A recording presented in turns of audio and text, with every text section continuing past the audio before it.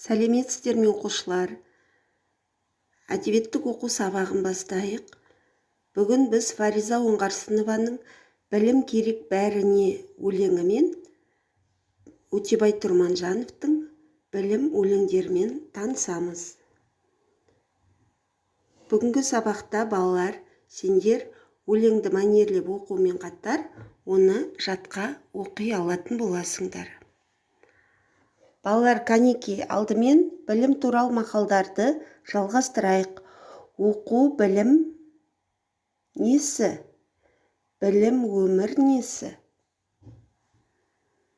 Оқу, білім бұлағы, білім, өмір шырағы.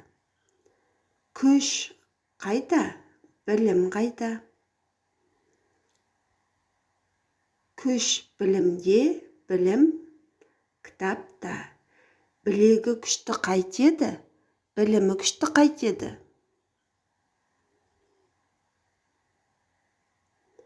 Білегі күшті бірді жығады, білімі күшті мыңды жығады.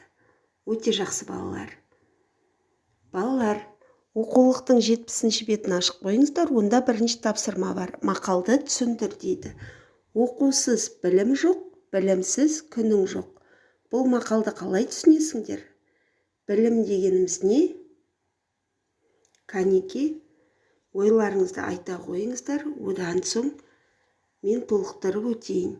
Білім бұл асыл қазына. Білім инемен құдық қазғандай деп айтады қазақта. Адам өмірінің соңына дейін білім алады, ал кейде тіпті оның өзі де аз болады. Адам қаншалықты білімді болса, соншалықты бай қуатты болады. Адамның білімсіз өткен бір күні бос күні. Батыл бірді жықса, білімді мыңды жығады. Білім адам бойына біткен қару. Адамзаттың ең жетер биік шыңы білімді толық меңгерген күні екен. Ендеше балалар, білімді болайық. Қазіргі заман білімділердің заманы.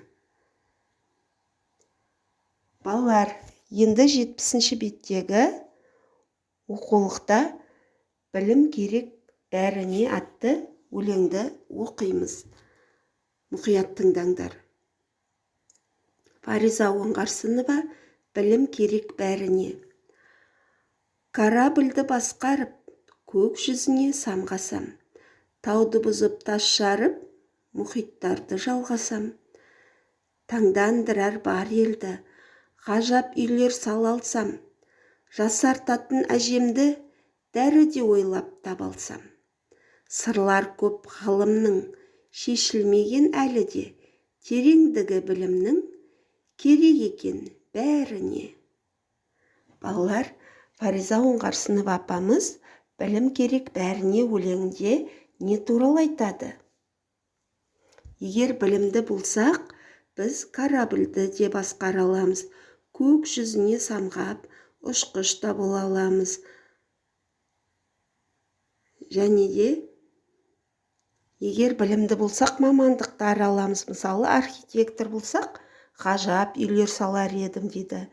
Әрине, оның кез келген мамандықтың барлығына да білім керек. Жасартатын әжемді дәрі де ойлап таба алсам дейді. Көрдік пе? Өте керемет өлең. Бұл өлеңді жаттап алсаңыз да болады. Ал енді Фариза Оңғарсынова туралы 4-ші тапсырмада айтылады. Түсініп оқы, өлеңнің авторы туралы түсінгеніңді айт дейді. Кәнеки, мәлімет алайық. Фариза Оңғарсынова ол ақын және аудармашы. Ол 1939 жылы Атырау облысы Исатай ауданы Манаш ауылында туған. Көптеген жыр жинақтардың авторы. Үйім менің отаным және тағда басқа жыр жинағы балаларға арналған. Фариза Оңғарсынова 2014 жылы дүниеден өткен екен. Балалар, екінші танысатын өлеңіміз біздің «Білім» өлеңі, авторы Өтебай Тұрманжанов. Өлеңді түсініп оқыңдар дейді. Білім, Өтебай Тұрманжанов. Білім деген байлық бар, еш байлық оған жетпейді. Жасыңда оқып жиып ал, тепкілесең кетпейді. Өртіңе ол күймейді, ұрыларда тимейді. Жатып ішер жамбастап, жалқауды ол сүймейді. Не өте қысқаша, әрі өте тамаша өлең. Бұл өлеңді де жаттап алсаңыздар болады. Ал енді балалар, Өтебай Тұрманжанов туралы мәлімет алайық. Ол балалар жазушысы және аудармашы екен. Ол 1905 жылы оңтүстік Қазақстан облысында туған. Балаларға арналған Қарлығаш, Жауқазын, тағы да басқа жыр жинақтары бар. Өлеңді жаттап ал деді. Балалар, қосымша сендер дәптеріңізге 8-ші тапсырманы орындасаңыз болады. Бұл 72-ші бетте. Жарық дегенге, қараңғы дегенге қалай түсінесіздер? Біліммен байланыстырып 5 сөзден жазсаңыздар болады.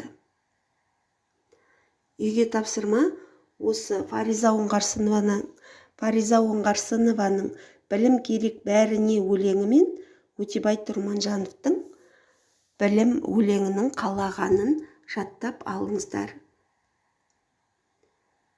Мінеки біздің балалар сабағымыз аяқталды. Сабақтың соңында білім ағашына кері байланыс береміз. Сабағымыз аяқталды. Сау болыңыздар.